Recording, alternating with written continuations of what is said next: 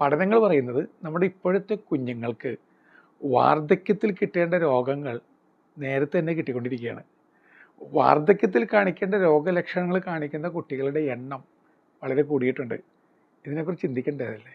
ചിന്തിക്കേണ്ട വിഷയമാണത്. സത്യത്തിൽ പേടിയോടുകൂടി ചിന്തിക്കേണ്ട വിഷയമാണ്. അപ്പോൾ ആദ്യത്തെ കാര്യം, വെറുതെ ചടഞ്ഞുകൂടി ഇരിക്കുമ്പോൾ തടി കൂടുന്നു, നിങ്ങളുടെ ആരോഗ്യം മൊത്തത്തിൽ ഇല്ലാതാകുന്നു. നിങ്ങളെന്ന വിമലാലയം, ദേവാലയം, ആതുരാലയമായി, രോഗാലയമായി മാറുന്നു.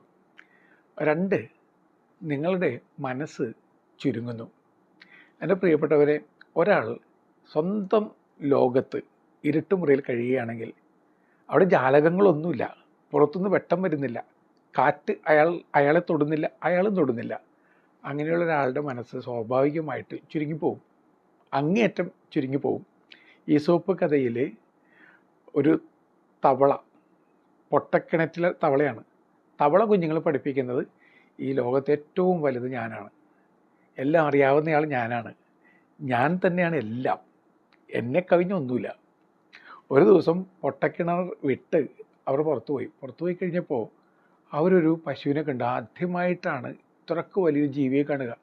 പാഞ്ഞ് തിരിച്ചെത്തി കുഞ്ഞുങ്ങൾ അമ്മയ്ക്ക് റിപ്പോർട്ട് ചെയ്തു, അയ്യോ വലിയൊരു ജീവിയെ കണ്ടു. അമ്മ പറഞ്ഞു, അങ്ങനെ ഒരു ജീവി ഉണ്ടാകാൻ സാധ്യതയില്ല, ഞാനാണ് ഏറ്റവും വലുത്, ഞാനാണ് ഏറ്റവും വലിയ ജീവി ലോകത്ത്. അപ്പോൾ പിന്നെ എങ്ങനെയാണ് എന്നേക്കാൾ വലിയ ജീവി ഉണ്ടാവുക?